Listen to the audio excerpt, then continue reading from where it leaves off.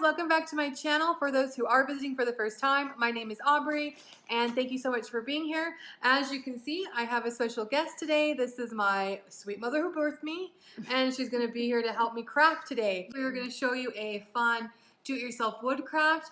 I got into doing wood crafts about a year ago because of her, and before I just never really had anything to bond with her over. Just kidding. But when I finally just was like, I want to try one of these, and she was so excited, and we ended up spending one whole day doing a Halloween craft last year, and then I just got hooked. So today we're going to show you how I got this. So if you do want to see how I did that and all the stuff I used to create this project, then make sure you keep watching this video. The crafts that I get, or the wooden crafts I get that are unfinished, I get from a store called Wood Creations. There's one in Ogden, Utah, and then just a couple more around Utah, and I think in Idaho as well. But they have an online site that I'll link down below in the description so that you can check out all the different projects they have. But I just love their store so much. I got hooked. Before we do go into the craft, I want to announce the two winners for the fall decor for my previous giveaway in my last video. The first winner of the first set of decor is Nicole, and her channel is called The Rubios. And then the second winner, her name is Kristen. So I'll be contacting the winners by the end of this week to make sure I get their addresses and send them their fall decor. But I'm so excited that I was able to do the giveaway, and there's probably going to be many more in the future. As always, don't forget to subscribe. And if you like this video, then make sure you click that like button. But without further ado, I'm going to show you how I do my wooden crafts. Okay guys, so this is what it looks like beforehand, before the finished product. It's just unfinished wood. This is the word cozy. And then it also comes with a rectangular piece of wood that's also unfinished, and it comes with a piece of vinyl that says let's get. That way, all together, it'll say, let's get cozy. That's the idea.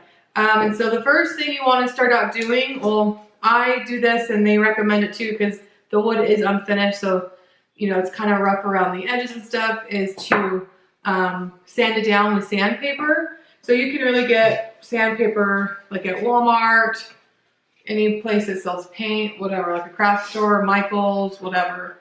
I'm not going to go into detail on every piece. I'm just going to show you kind of how I do it on one.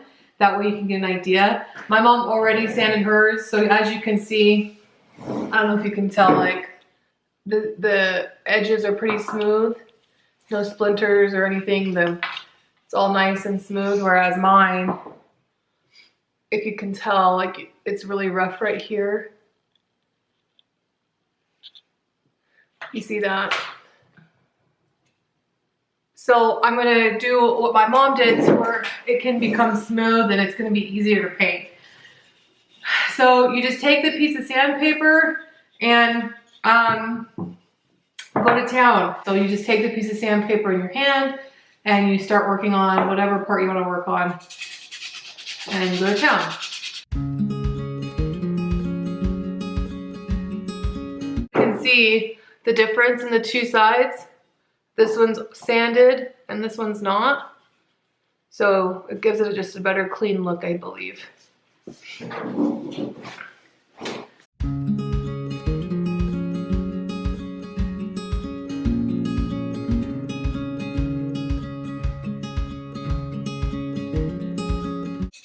It is kind of a workout. I'll let you know that.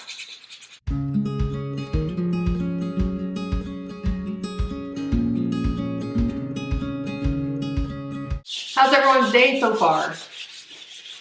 Mine's going fabulously. So that is it for this piece of wood. It's all sanded down now, nice and smooth, and a good piece of wood to be able to paint and not have too many problems. So now I'll just start with the other pieces. I'm actually just going to be right back once I have sanded all my letters, and that way we can then get into painting. So, okay guys, we're all done sanding. As you can see, I got cozy, and then the rectangle that's gonna say let's get. And my mom kind of helped me to make things go a little bit faster. One more step you can take before painting that my mom does that I don't do is what she's doing right now with her wood. And Mom, what is it? It's tack cloth, and it's just kind of like a mesh gauze type material. It's so but gross. It's got some kind of a treatment on it, and it is very sticky. But it does go in and it gets all the sawdust off, so you don't have any areas on your wood that's that look what am I trying to say? Grainy? Yeah, grainy, exactly. I don't know. So. I hate the way it feels, so I don't like the first time I ever tried it, I could not get the tackiness off my hands, and I freaked out because I hate my hands feel weird. So I don't do it. So that's just an extra little tip if you want to be extra perfect in life. But the next thing we're gonna do is get into painting. So before I start painting, I always map out what paper I wanna use, because that's the biggest thing with this is like you can do a lot of different things. You can be your own creative when doing the wood crafts. And if you saw my fall, my decorate with me video, you saw I have a couple of fall wooden crafts I've already done. Some of them are not using paper, some are. I want to use paper with this craft. So these are the colors I'm pretty much going with, as you can see. So I've got like this striped piece of paper, and then this plaid piece of paper. Can you tell? I can't see, so yeah. I don't know if you can tell. And then this other plaid piece, and then this leafy piece. I'm not exactly sure what I'm doing yet, so mine is still in the process. Mine always kind of come together as I do it. She always does hers after mine to think, oh, how can I one-up Aubrey? That is not true. We do it together. We don't. Aubrey's very much a planner. Everything has to be exactly the way she wants it. I'm very much right-brained, creative. I'm not creative. Not that she's not creative, but I'm very much like I'm creative.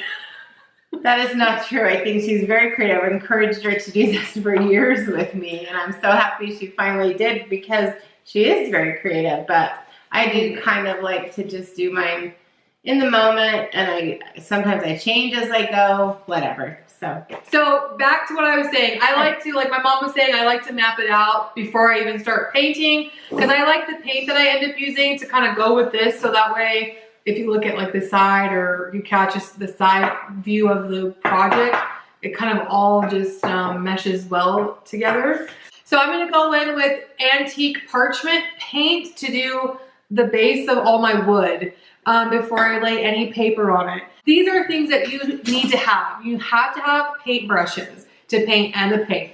So if that's all you get, that's fine. You can just use scratch paper to put paint on and then use to kind of go and do whatever. Another thing I got were these little, what are these called, Mom? Those are just paint palettes. Paint palettes. These are nice just because, especially if you're working with a lot of colors, like I'm not going to be doing that today. It's nice just to be able to like keep it all in one place, and then it's easier to like use all the product instead of wasting it on paper, but still you're not going to waste a ton on paper. And then a couple other things. You will, if you want to use paper, need to find paper. So where I got these, like I mentioned in the beginning, it's called Wood Creations. Online, you can get their wooden projects, but you can't get their paper. So if you can find a local store, they have so many cute pieces of paper, and I think it's like $1 a piece. Or you can go to Walmart and get a book of paper. Michael's, Hobby Lobby, Joann's, any craft store will have decorative paper. So that's if you want to have that type of look. If you watched again my fall decorate with me video, there was a wooden craft on my hutch that said fall, and I painted it red, and then on top of it I painted it white, and then I sanded it down to make it look antiqued. I didn't use any paper. That was just 2 different colors of paint and sanding, so it cost me very little. But just some other things you can add that I'll show you in the end are just some extra details, like these little cute, they're called sprinkles by Doodlebug Design Ink. They're just little dots that you can put on your wooden craft. And then color box chalk ink pads, and they're just these cute little football shaped ink pads that you can just run on the edge, and I'll show you at the end what these do. But really, like, those are just extra things, right? You don't have to spend a ton of money. The wooden project itself, unfinished, I think was $13.99. And if you got a couple pieces of paper and some paint and some paintbrushes, it should cost you less than $20. If you want to do just some extra things, even still, it might cost you $30. But I feel like a lot of the stuff you buy, you're going to end up using again. So you don't have to rebuy for a while. So it's not just like $30 on each project. You know what I mean? But now that I've just talked your ear off forever, I'm going to go in and start painting. I love the painting part. It only takes me a couple hours to do one project, and it's just funny that my mom takes ages. But then when she's done with hers are freaking spectacular and mine are mediocre. That's not true. She's just saying that because she's my mom. She's a liar. No, she does a really good job. So now guys, I'm gonna finish painting up and I'll be back because this is gonna take too long to watch me paint everything. I'm back after painting. To do the next step, when you're using paper, you just need to pick out the paper and plan which pieces of wood you want to use with the paper, and you need a pen so that you can trace it. And then you just trace it on out.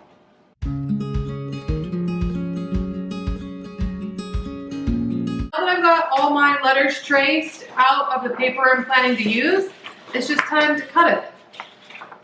So that is what I'm gonna do now. This is what it looks like once it's all cut out. You see how I've cut out the paper to match the letters. And then the next step is gluing the paper down to the wood. So that's what we're gonna work on next. Use just like a regular wood glue. You can get it cheap at like Walmart or craft store, but my mom only has tacky glue. Only has it. It works the same. So you'll just want a brush. I've used one of my lesser quality of brushes for glue. As you can see, this is my designated glue brush because it looks like crap. My aunt is here too, by the way. She showed up. You can't see her until she comes into the camera. Still no. Oh, her head's poking in. So what I do is I just like to paint the area that I'm going to put the paper on with the glue, and then just lay the paper on top. And you want to go kind of fast because the glue does kind of dry faster than even the paint does. And you don't want to have to keep reapplying in the same area because then it just gets globby. Then I just stick it on and fix it to where I like it. Before I do move on to the next one, what I like to do just to make sure I get all like extra glue and any bubbles out of the paper, I don't know what this is called. I think I actually took it from my mom, but it's mine now. I just take it and I flatten it out so it's all nice and air-free, bubble-free, and extra glue-free. And then you just move on to the next letter. The next step that I take is sandpaper, like before, and I just take it to the edge to get any extra, as if you can see from the back, you see there's just a little bit of an overlap. So I take it to the edge and sand it down to give it not only the vintage look, or not vintage, the antique look, but then also to get any excess paper off so it doesn't look crappy.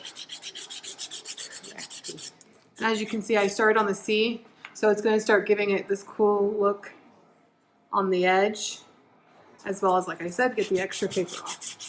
So when I'm done with that and all the letters, I'll be back. Okay, so this is what it looks like now with the edges all sanded off, so you can see it's got that cool antique look. Okay, before I finish showing you guys my finished touches for the letters, I am going to show you how I do this. Basically, what we're going to do is get this vinyl transferred onto this block. You just peel, and it should come off as easy as that. Then you just place it where you want it to go on the block.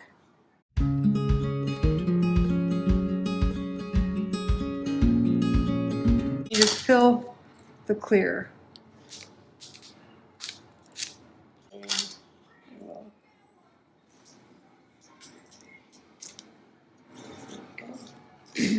And there you go, there you have it. The next step I take, and this is just an extra step, you don't have to do this. I didn't do this when I first started out.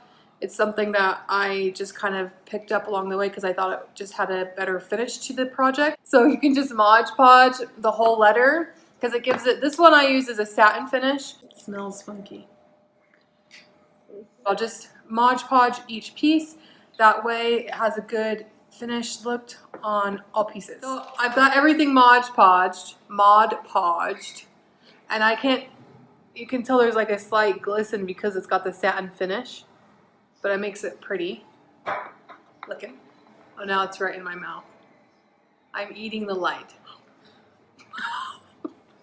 So, so yeah, that's just what it looks like. It gives it a nice, not like too glossy, but not matte either. That's what satin is. It's like between matte and glossy, but it's just gives it a nice finish. There's 2 more things I do, and again, these are just bonus steps. You don't have to do it to feel like you did a good craft or anything. I just like it because it just gives it a cool look. So I picked this up at Wood Creation, but I'm pretty sure this brand is called Color Box. You can get Color Box stuff at the craft stores, and I like it because it's just small and it's a chalk ink pad, and you can just take it to the edge and it gives it a nice, more antique look. So as you can see, I've already started right here, and it's giving it like a brown finish.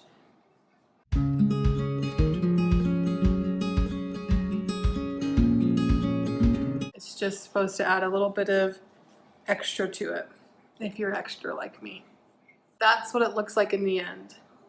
And I think it's just cool because it just, like I said, adds one more element to it. When I'm done with that, I showed you these earlier, these little sprinkles. They're just little dots. Thank you.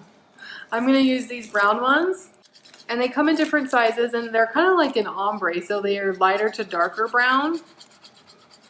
And I'm gonna use the ones in the middle, so the medium brown. So that's what I'll do with the little dots. Just gives a little something extra. But now I'm gonna go in and just finish doing the chalk on the sides, and after that, I'll be done and I'll show you the final product when I'm all done. This is the finished project. Let's get cozy.